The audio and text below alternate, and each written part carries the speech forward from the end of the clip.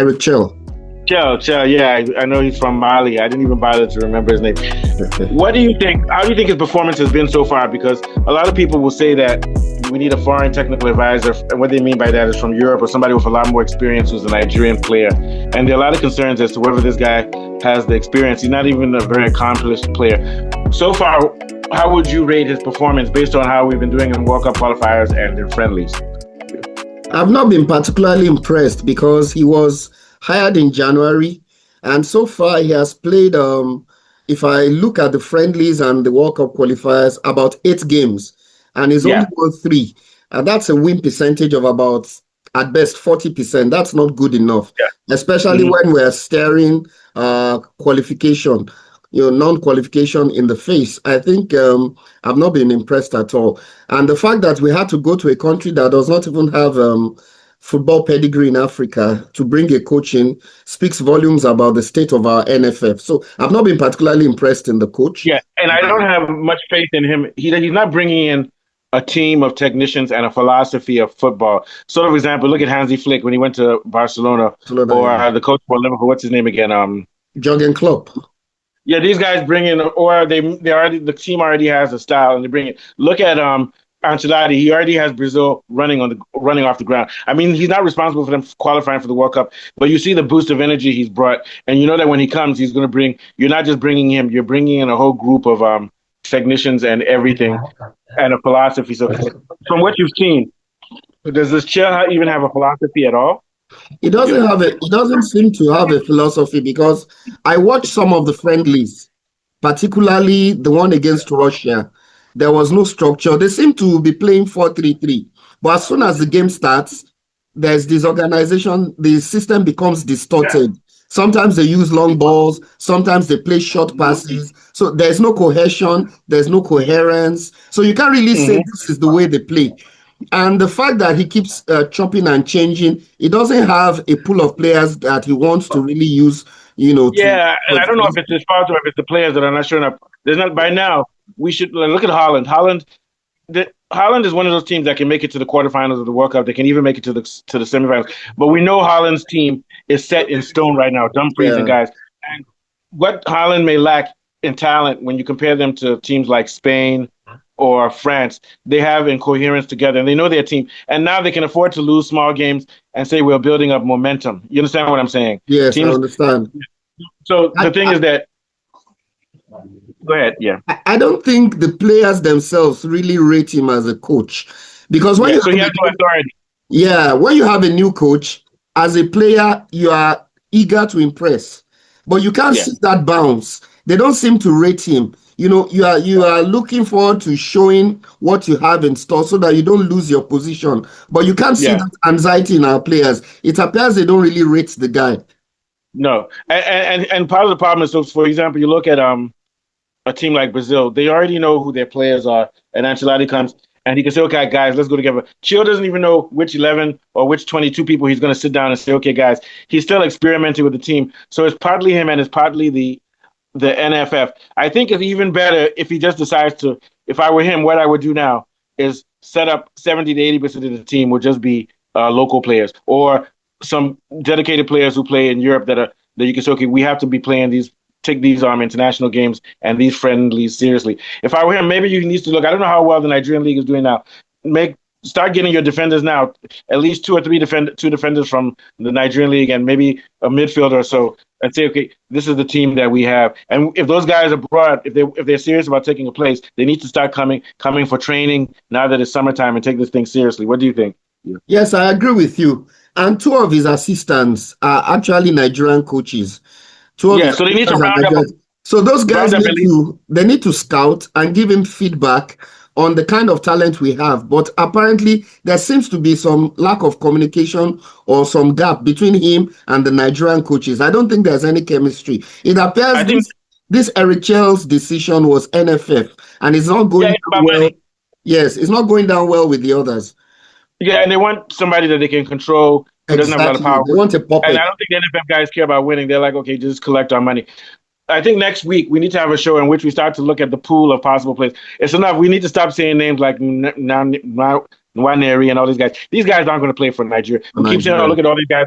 We keep speculating about who if somebody's going to play for their national team in Europe or a state. We just need to look at the purely eligible Nigerian guys and forget about people who are Who will question never marks. play Like for us. anybody who's eligible for another country should be crossed out now. Not because Yes, sir. we hate those other countries, but because we don't want the questions. It's too close to the World Cup and too close to the qualifier against South Africa to say, will this guy play for Nigeria? Like, look at this guy. He played, so we know that he's good. Who's the guy that played for defense? The left, the Agu. Okay, Agu is Francis, now for Nigeria. He's yeah. for Nigeria. Oh, He should sure. be on the team, even if he doesn't start. He should be on the team, even if he's a substitute. He's that good. We know that we have him on the team.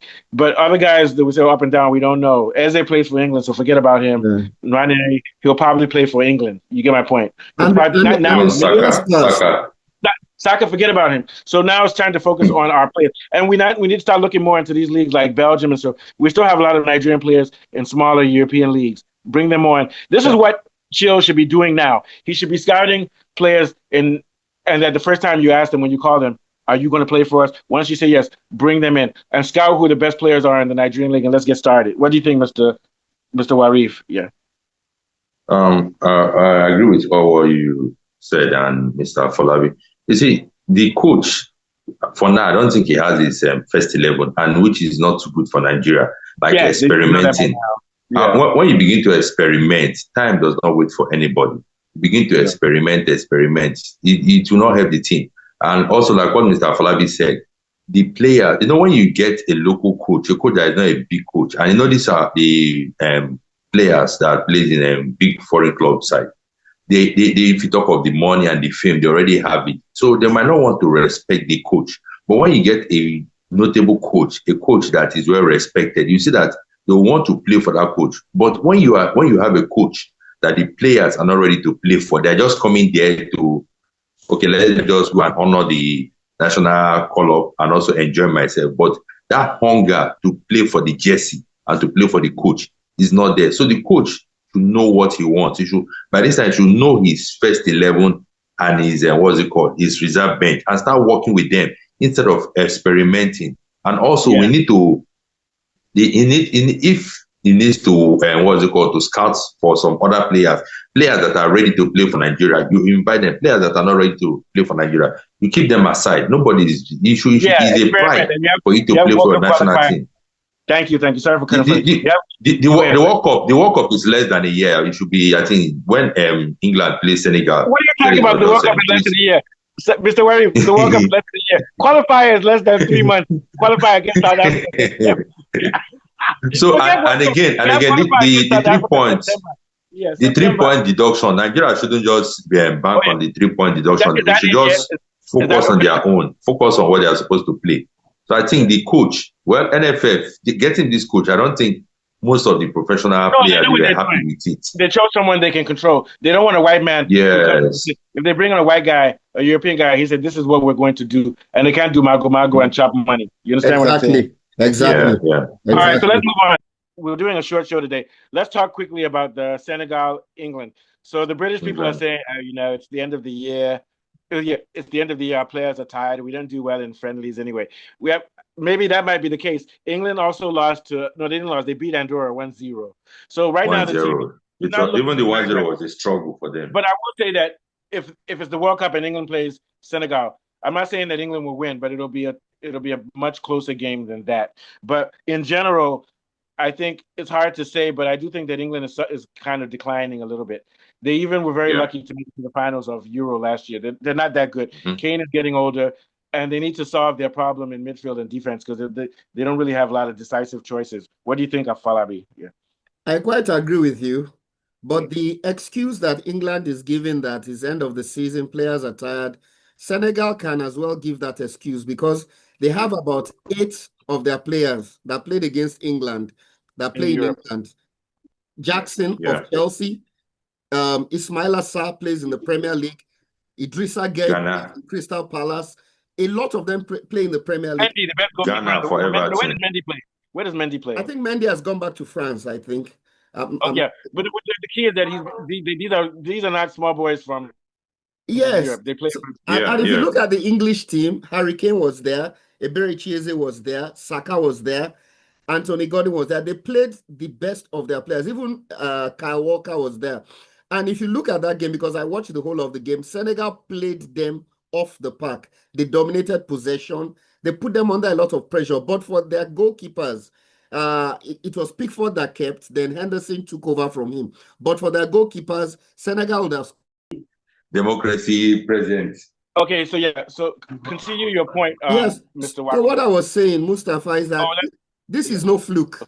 This is not a fluke at all. I watched that game. Senegal was far and away better than England. And they're more physical than England. And they're more physical than England. But for their goalkeepers, the two goalkeepers, one kept and then the other one. But for the goalkeepers, England would have been embarrassed that day. Yeah. And the English team, they need to work on their defense. What's this guy's name, man? Kyle Walker. I don't think he has any role to play in that national team. I think age is telling on him. So the coach has a lot of work to do. There are a lot of just like Nigeria. What is keeping England national team is just most of their players play for EPL. So I think they have lots of work to do. Then for the Senegalese national when they start meeting teams like in the World Cup, like Brazil, teams that have good wingers and stuff, they're going to be in big trouble because their defense is flat. You know, England, their national team is just like South African and Nigeria. Too much hype. Mostly the English national team. Why they hype them is because of the EPL, the players playing in EPL. Yeah. EPL aside, England cannot do anything. Now for Senegal, I think Nigeria should take a cue from Senegal. If you watch those guys again, the Senegalese players, they are younger players, and if you see them, they have the hunger to play for the national team. Skillful, they're quick. Yes. So Nigerian players should be able to replicate that, what the Senegalese guys did in that match. But in order to do that, we have to play together. Like, look at even this guy Sané when he played in the last African Nations Cup, he was the leader of the team. Everybody went together.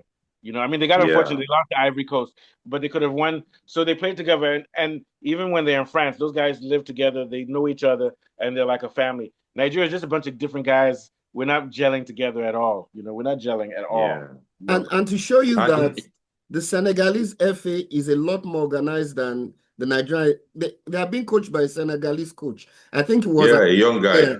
Very young guy. The team is organized. If you see their defense, very organized. They were passing around England with even the midfield. They took over the midfield. Yes, they were very comfortable on the ball. And if you look at, I think what the English coach is trying to do is most of these players that played under Gareth Southgate, the previous coach, what he's trying to do is to prove to the English FA that a lot of these guys are not good enough anymore. If he came and starts changing players, they will say, why didn't he stick with the old guard? But now it's obvious to everybody that a lot of youngsters have to come into that team and the old guard have to be phased out. So I think that's what he's trying to prove to them, because at least 6 of the players that were in this team played in the Euros last year. So is Senegal on course to qualify for World Cup? Yeah. I think so. I think so. I need to confirm that though. This is the African channel, so we don't care about England. We're talking about Senegal. So with this show is almost over, but any last thoughts on Senegal in general and how they played and how they can move forward? Yeah. To show you how good they were, Sadio Mane, as experienced as he was, he came on as a substitute. It shows you that they have a talent pool that is already, doing well. Unlike some teams that keep sticking to their old players, almost in every department. Defensively, they were solid. Midfield, they were compact. And the 3 that play up front, especially Sarr and Nicholas Jackson, they have a chemistry between them. In fact, the way Nicholas Jackson plays for them, he doesn't play for Chelsea that way. He seems to be fired up whenever he's playing for Senegal. African football. That's one thing Super Eagles don't have anymore. They don't play for the shirt anymore. And it's a microcosm of what is happening in the country. In those heydays of Clemens Westhoff and Bonfred Joe, every Nigerian crowd was proud to come and don the colors of the national team. And those guys played together for 4 years, from 1990 to 1994. Or no, 94 to they did well 94. It was 94, but they won the African Nations Cup too. So and then we don't take the under 20 and the under 16 seriously anymore. Back in the days, would bring like 2 or 3, precocious talent from the under 20 to join the Super Eagles. I mean, look at this guy that plays for South Africa that has already started playing for Bafana. The guy we did the show on the other time. Where are the under Okay. 20 players? Yeah, Mofokeng. Where are the under 20 players that will graduate to the Super Eagles? We don't know any of them. No, The this reason one. why we have the reason why we have issue most time with our under 20 is because they don't use their, I believe they don't use their real age. So by the time you start counting under 20 and before you know it, age will start telling on them and it fades Kano up. should be 70 That's by just now. Kano should be 70 by now. All right, guys. it. Okay, nice one. So this was a good one. So we'll come back. I think South Africa, no, not South Africa. I keep saying Sundowns plays in the club championships, the World Cup. That's on Saturday. It's kicking off on the 15th. Sunday, Saturday, 15th, Sunday. Yeah. Sunday. So we'll come back to talk about their match on Monday probably. Okay, thanks. Take us Yeah. out of Apollo. Yeah, another brilliant football show. We've been discussing our own dear Super Eagles as well as England and Senegal. And from Mustafa, Warif, and myself, we'll be back sometime next week. Okay, thanks. Have a All good right. one, guys. Yeah.